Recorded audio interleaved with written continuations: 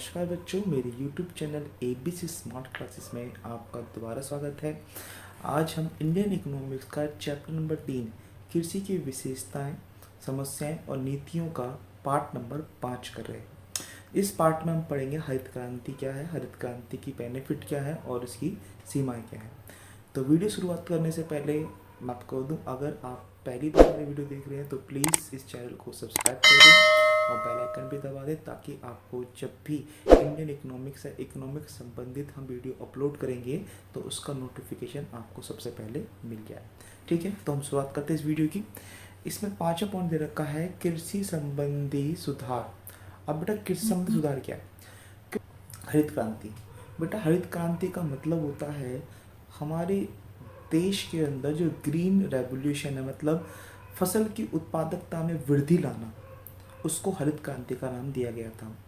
सबसे पहले हरित क्रांति जो है चावल और गेहूं की खेती पे की गई थी 60 से 70 के मध्य में। ये हमने 3 राज्यों पे अप्लाई किया था। सबसे पहले इसको देखा गया था, वो था पंजाब, मध्य प्रदेश, आंध्र प्रदेश और तमिलनाडु। इन तीनों में सबसे पहले हरित क्रांति की शुरुआत की गई थी और दूसरे चरण के अंदर ये 70 से 80 के बीच में शुरू किया था, जो पूरे देश में लगभग ये अप्लाई किया गया था।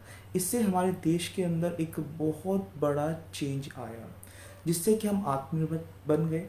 खाद्य पदार्थों के लिए अब हमें दूसरे देशों के आगे हाथ नहीं फैलाना पड़ता और ना ही हमें कुछ विदेशों से अब खाद्य वस्तुओं को आयात करना पड़ता है। हम अपने खाद्य पदार्थ के अंदर अब आत्मनिर्भर हो चुके हैं। हमारे पास बहुत अच्छा बफर स्टॉक है और ये सब जो हम देख रहे हैं हरित क्रांति के कारण ही पॉसिबल हुआ था। हरित क्रांति ने क्या क्या उपलब्धियां ली थी वो पढ़ लेते हैं। पहले सबसे पहला पॉइंट है फसल की उत्पादकता में तेजी। मतलब हमारी जो फसल है उसके उत्पादन में वृद्धि हुई है, उसकी उत्पादकता बढ़ी है। उत्पादकता मीनिंग याद है ना, प्रति हेक्टेयर जो होती है उसकी उत्पादन की क्षमता जो है वो वृद्धि हुई है। हमारे देश में हरित क्रांति आने के बाद उत्पादकता, जो फसल की उत्पादकता है उसमें पर्याप्त वृद्धि हुई है। जैसे बेटा उदाहरण समझ लेते हैं, गेहूं का उत्पादन 1951 में 660 किलोग्राम प्रति हेक्टेयर था, जो कि 17-18 में ये 3371 किलोग्राम हो गया। मीन समझ लो, हरित क्रांति के बाद ये करीबन 5 गुने से ज़्यादा था। जबकि चावल का उत्पादन 1951 में 665 किलोग्राम प्रति हेक्टेयर था, जो कि बढ़कर आज की डेट में 2558 किलोग्राम प्रति हेक्टेयर हो गया। और मक्के की उत्पादकता भी बढ़ गई है, पहले 704 थी, अब बढ़ के 2664 किलोग्राम प्रति हेक्टेयर हो गई है। मतलब हरित क्रांति के बाद फसल की उत्पादकता में तो वृद्धि हुई है। ठीक है, दूसरा पॉइंट है क्षेत्रफल की में पर्याप्त वृद्धि। यहाँ पे क्षेत्रफल में पर्याप्त वृद्धि का मतलब भूमि को नहीं बढ़ाया गया है, भूमि की उत्पादन क्षमता को बढ़ाया गया है। जहाँ पहले हम खेतों में 2 फसल करते थे, रबी और खरीफ, हरित क्रांति आने के बाद हम यहाँ पे 3 से 4 फसल कर लेते हैं, जिसके अंदर बीच में हम फल सब्जियों को भी उगा लेते हैं।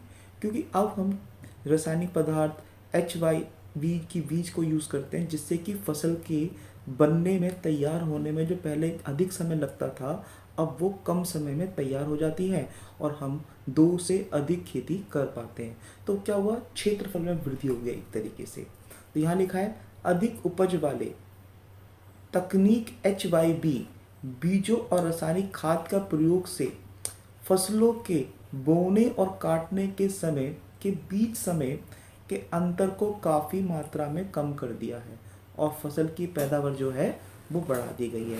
मतलब पहले जो फसल तैयार होती थी और उगाने और काटने में 3 से 4 महीने लगते थे, अब वो 1-1.5 महीने में कंप्लीट हो जाती है। ठीक है बेटा। तीसरा पॉइंट है बेटा निर्वाह खेती में व्यापारिक खेती की तरफ खिसकाव। मतलब पहले किसान के पास इतना पैदावार होता नहीं था, वो सिर्फ जीवन निर्वाह के लिए खेती करता था। पर हरित क्रांति आने के बाद उसकी उत्पादक क्षमता बढ़ी, जिसमें कि जीवन निर्वाह खेती, मतलब जीवन निर्वाह के लिए जो खाद्यान्न पदार्थ था उससे भी फालतू उत्पादन होने लगा। तो जब हमारा जीवन निर्वाह से फालतू उत्पादन होने लगा तो बचे हुए जो अधिशेष उत्पादन था उसको हम बाहर जाकर बेचना शुरू कर दिया, जिससे कि वो अब व्यापारिक खेती में कन्वर्ट होना शुरू हो गए। क्योंकि उत्पादन क्षमता बढ़ी है, इस कारण अब उनके पास उत्पादन ज़्यादा है तो उसे बेच आराम से सकते हैं। तो यहाँ लिखा है उत्पादन में पर्याप्त वृद्धि ने कृषि में काफ़ी बिक्री योग्य अधिक्य का सृजन करना आरंभ कर दिया। मतलब जैसे उत्पादन बढ़ेगा तो जो उसके फालतू है हम उसे आराम से बाहर जाके बेच सकते हैं। कृषि अधिक्य होने के कारण किसानों को निर्वाह कृषि के बजाय व्यापारिक कृषि की ओर खिसकने के लिए प्रेरित किया है। ठीक है बेटा। तो यह चौथा पॉइंट है बेटा, किसानों के दृष्टिकोण में परिवर्तन। अब दृष्टिकोण क्या था? पहले जो किसान थे वो पिछड़ी हुई अर्थव्यवस्था को मानते थे, अपनी आधुनिकता की तरफ जाना नहीं चाहते थे। जो भी है परंपरागत खेती करते थे, जीवन निर्वाह खेती करते थे। परंतु हरित क्रांति आने के बाद उनके जो दृष्टिकोण है, मतलब उनका जो देखने का नज़रिया था वो बदल गया। पहले जहाँ वो जीवन निर्वाह खेती करते थे, अब वो व्यापारिक कृषि भी करना आराम कर दिया, क्योंकि उन्हें लगा कि जब पहले कृषि दो ही होती थी, रबी और खरीफ फसलें, अब वो 3 से 4 कर लेते हैं। तो बीच के जो समय होते हैं तो वहाँ पे हर बार अनाज नहीं उगाएंगे, अब वो फल सब्जियाँ तेल मतलब बहुत सारी चीज़ें कर सकते हैं। तो उनका जो दृष्टिकोण था, जो जीवन निर्वाह खेती की तरफ था, वो अब बदल के व्यापारिक कृषि की तरफ चला गया। तो कृषि के व्यापारीकरण के कारण किसानों के दृष्टिकोण में परिवर्तन आया। खेती को केवल जीवन निर्वाह का सूत्र के रूप में नहीं देखा गया, इसे एक व्यापारिक कार्य के रूप में भी देखा जाने लगा कि अब हम इसको व्यापारिक रूप में भी देख सकते हैं। पहले गेहूं और सिर्फ चावल वगैरह ही उगाए जाते थे, अब तो भाई साहब आप देखिए कपास वगैरह के अलावा फूल, गुलाब के फूल, गेंदे के फूल, इनकी भी खेती होती है, क्योंकि उन्हें पता है कि अब इनको बेचकर भी हम अपना पैसा अच्छी तरह से कमा सकते हैं और ये फूल जल्दी तैयार हो जाते हैं और मार्केट में अच्छे दामों पर बिक भी जाते हैं। ठीक है, ये इसका चौथा पॉइंट था। बेटा पांचवा पॉइंट है इसके अंदर, खाद्यान्न उत्पादन में आत्मनिर्भरता। ये हम पहले भी पढ़ चुके हैं कि फसल के उत्पादन बढ़ने से आज भारत देश खाद्यान्न पदार्थों में आत्मनिर्भर बन चुका है। मतलब अब उसे दूसरे देशों के आगे हाथ फैलाने की आवश्यकता नहीं है खाद्य पदार्थ में। मतलब अब हमें खाद्य पदार्थ जो है बाहर से लेने की आवश्यकता नहीं है, उसका आयात करने की आवश्यकता नहीं है। अब हमारे पास इतना खाद्यान्न है कि हम उसका बफर स्टॉक बना रहे हैं। बफर स्टॉक वह स्टॉक होता है जब कभी भी भारत में या किसी भी देश के अंदर मतलब कह सकते हैं आपातकालीन आता है, जैसे बाढ़ है, सूखा है, उस समय हम उस बफर स्टॉक को यूज़ करके अपनी भुखमरी को मतलब ख़त्म कर सकते हैं। क्योंकि आपने देखा होगा पहले क्या होता था, बाढ़ आ गई या सूखा पड़ गया तो कई कई गांव जो थे वो भूख से मर जाते थे। पर आज बफर स्टॉक होने के कारण अगर कहीं बाढ़ आती है या फिर तूफान आता है या फिर सूखा पड़ता है, कहीं अनिश्चितता आती है, तो हम इस बफर स्टॉक से वहाँ पे अनाज पहुँचा देते हैं और भुखमरी वगैरह से बच जाते हैं। ठीक है ना, ये आत्मनिर्भरता की पहचान होती है। तो यहाँ लिखा है, फसल उत्पादन में वृद्धि के कारण भारत ने खाद्यान्न का बफर स्टॉक रखना शुरू कर दिया है, जिससे भारत में आत्मनिर्भरता बढ़ी है। भाई बफर स्टॉक है तो आत्मनिर्भर है, हमें बाहर से मांगने की कोई आवश्यकता नहीं है। ठीक, जहाँ हरित क्रांति ने हमारे देश के अंदर एक ग्रीन रेवोल्यूशन ला कर रख दिया, उसके बहुत सारे फ़ायदे देखे गए, पर हर एक सिक्के के दो पहलू होते हैं। उसी तरीके से हरित क्रांति के कुछ फ़ायदे थे तो उसकी कुछ कमियां भी थी, पर फ़ायदे की तुलना में कमियां बहुत कम थी, इसलिए उसके फ़ायदे को ही हम ज़्यादा महत्व देंगे, ना कि कमियां को। पर कमियां हैं तो पढ़ना तो पड़ेगा। तो यहाँ पे शुरू कर रहे हैं, हरित क्रांति से होने वाली हानि पड़ेंगी। पहला है सीमित फसलें, बिल्कुल सही। हरित क्रांति में जब ग्रीन रेवोल्यूशन आया था वो तो सिर्फ कुछ ही अनाजों पर ही अप्लाई कर सकते थे, अन्य अनाजों पे नहीं। मतलब गेहूं चावल के अलावा हमने किसी और फसल पर हरित क्रांति नहीं लेके आए थे, ये इसकी पहली कमी है। इसमें लिखा है, हरित क्रांति के कारण उत्पादन में क्रांतिकारी वृद्धि केवल अनाज गेहूं और चावल तक ही सीमित था। दालों एवं व्यापारिक फसलों जैसे जूट, कपास, चाय आदि के उत्पादन में ऐसी कोई वृद्धि नहीं हुई थी। तो हाँ, ये सीमित फसलों तक ही सीमित था। समान प्रसार, मतलब हरित क्रांति को हमने पूरे भारतवर्ष में लागू किया, परंतु सिर्फ कुछ राज्य ही उसका फ़ायदा उठा सके, अन्य राज्य उसका फ़ायदा नहीं उठा सके। क्योंकि कुछ राज्यों के अंदर किसान बहुत गरीब थे, तो वो उन बीजों को, उस टेक्नोलॉजी को, उस खाद वगैरह को ज़्यादा यूज़ नहीं कर पाए, इसलिए उनको हरित क्रांति का ज़्यादा फ़ायदा नहीं मिला। पर कुछ तो फ़ायदा मिला पर ज़्यादा नहीं मिला। तो वही कई राज्य बहुत डेवलप कर गए, कई राज्य बहुत अभी तक गरीब हैं, जैसे पंजाब है आपका, क्या कहते हैं, हरियाणा है, यहाँ पे पैदावार बहुत अच्छी होती है, परंतु बिहार, मध्य प्रदेश आज भी कृषि जूझ रहे हैं अपनी पैदावार के हिसाब से। तो यहाँ लिखा है असमान प्रसार। असमान मतलब अलग अलग। हरित क्रांति का विस्तार सभी क्षेत्रों में एक समान नहीं रहा। पंजाब, हरियाणा, महाराष्ट्र व तमिलनाडु जैसे राज्यों में इसका उल्लेखनीय प्रभाव पड़ा, मतलब यहाँ बहुत ज़्यादा बेनिफिट पड़ा। लेकिन पूर्वी उत्तर प्रदेश, बिहार, मध्य प्रदेश एवं उड़ीसा जैसे राज्यों में इसका कुछ खास प्रभाव नहीं पड़ा था। मतलब कुछ राज्य तो काफ़ी उत्पादन कर रहे थे, कुछ राज्यों में ज़्यादा उत्पादन नहीं होता। ये इसकी सेकंड लिमिटेशन। सीमित कृषक आबादी। अब सीमित कृषक आबादी का मतलब क्या है? भारत में ज़्यादातर जो छोटे किसान और सीमांत किसान हैं, जो हरित क्रांति से मिलने वाले लाभ से वंचित रह गए, जैसा मैंने बताया था अभी आपको कि उनके पास इतना पैसा नहीं था और ना ही उनके कृषि जो खेती थी वो इतनी बड़ी थी कि वे उस पर टेक्नोलॉजी यूज़ कर सकें, इसलिए उनको भी कोई फ़ायदा इससे नहीं मिल पाया। तो यहाँ लिखा है भारत में अधिकतर छोटे तथा सीमांत किसान शामिल है। छोटे व सीमांत किसान हरित क्रांति के लाभों से वंचित रहे क्योंकि अधिक उपज देने वाली तकनीक काफ़ी महंगी थी। मतलब जो ट्रैक्टर हैं, एच-वाइस के बीज थे, रासायनिक खाद वगैरह थी, वो महंगी थी, जो छोटे किसान और सीमांत किसान उसका फ़ायदा नहीं उठा सके। ठीक है।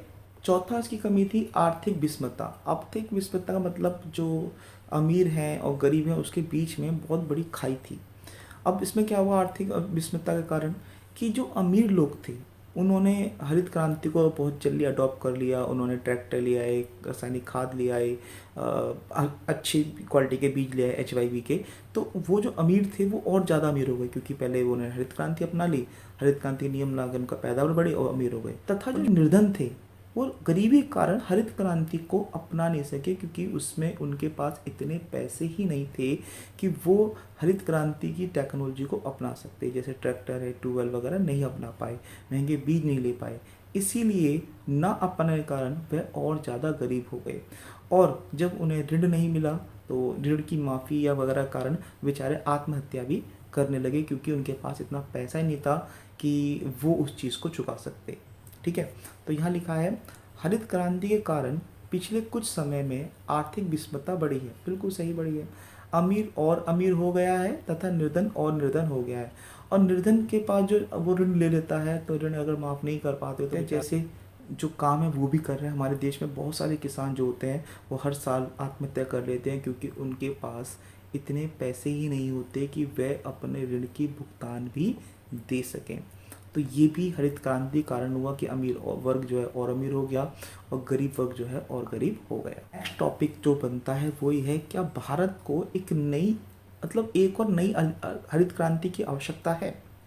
हमने इसके बेनिफिट पढ़े हरित क्रांति के, हमने इसकी सीमा पढ़ी मतलब हानि भी पढ़ी, पर पॉइंट इज़ दैट जो उसके फ़ायदे थे यानी उसके लाभ थे हरित क्रांति के, उसकी हानि की तुलना में बहुत ज़्यादा थे क्योंकि हरित क्रांति आने के बाद हमारे देश में जो उत्पादन क्षमता थी खाद्यान्न की वो बहुत ज़्यादा बढ़ी है, हम आत्मनिर्भर हुए हैं।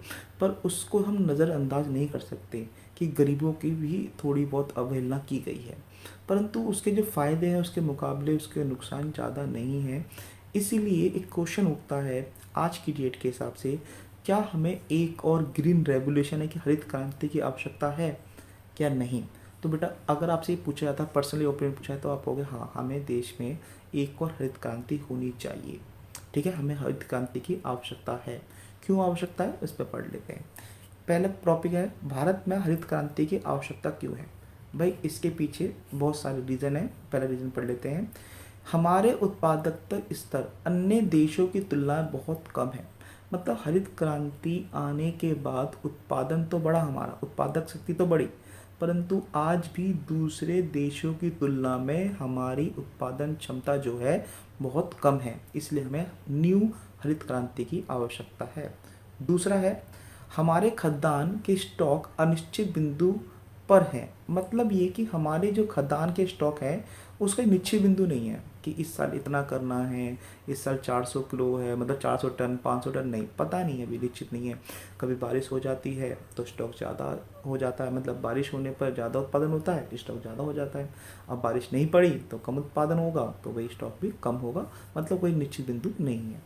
तीसरा इसके अंदर दे रखा है, भारत में अधिकांश किसान निरंतर ही मौसम की अनिश्चितताओं का सामना कर रहे हैं। बिल्कुल सही, जैसे मैंने अभी बताया, आज भी भारत के जो किसान हैं वो मौसम की अनिश्चितता के कारण जो है वो उत्पादन शक्ति पे नहीं कर, जैसे आपने देखा बाढ़ आ जाती है, सूखा पड़ जाता है, अब तो जब मर्जी बारिश भी आ जाती है, तो उसके कारण की फसल कभी कभी बेकार हो जाती है। तो आज भी हमारे किसान जो हैं वो अनिश्चितताओं के कारण अपनी फसल को अच्छी उपज नहीं दे पा रहे हैं, तो हमें नई आर्थिक जो हरित क्रांति की आवश्यकता पड़ेगी।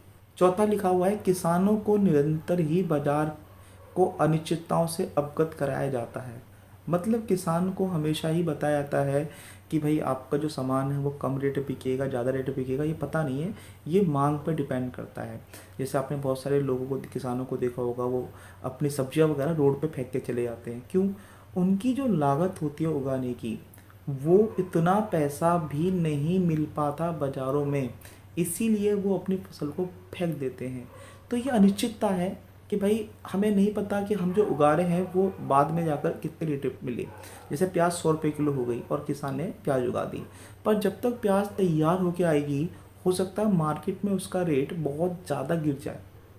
इसीलिए किसानों को निरंतर ही बाजार को अनिश्चितता बताया जाता है, जिससे कि किसानों को प्रॉब्लम होती है।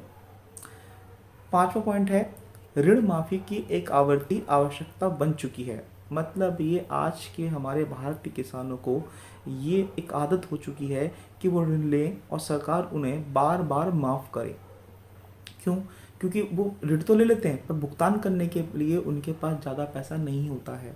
इसलिए वो हर बार सोचते हैं चुनाव से पहले कि भाई हमारा ऋण जो है माफ़ हो जाए, हमारा ऋण माफ़ हो जाए, और जो ऋण माफ़ करने की बात करता है वो उसको जिता भी देते हैं। ऋण माफ़ इसलिए कराया जाता है क्योंकि उनके पास पैसा ही नहीं है, ठीक है ना। तो उनको और ज़्यादा मतलब तरक्की देने के लिए हमें नई आर्थिक नीति की आवश्यकता पड़ेगी। ये हमारी लास्ट वीडियो थी चैप्टर नंबर 2 की। आपको वीडियो कैसी लगी इसके बारे में हमें कमेंट कर सकते हैं, और अगर आपको वीडियो पसंद आई है तो प्लीज़ इसे लाइक करेंगे, अपने दोस्तों के साथ शेयर करें, और अगर पहली बार आप मेरे चैनल पर आए तो इसे सब्सक्राइब करना ना भूलें, और बेल आइकन भी दबा दें ताकि जब भी हम इकोनॉमिक्स से संबंधित आपको वीडियो अपलोड करेंगे तो उसके नोटिफिकेशन आपको मिल जाए। और इकोनॉमिक्स में आपको अगर कोई भी प्रॉब्लम आती है तो मैंने व्हाट्सअप नंबर दे रखा है, आप मुझे व्हाट्सअप कर सकते हैं, उसकी स्क्रीनशॉट लेकर मुझे भेज दें और मैं उसको जल्द से जल्द आपको उसका सॉल्यूशन भेज दूंगा। ठीक है बेटा, अब हम नेक्स्ट चैप्टर करेंगे, चैप्टर नंबर 4, जो कि नेक्स्ट वीडियो में करेंगे। जब तक के लिए गुड बाय।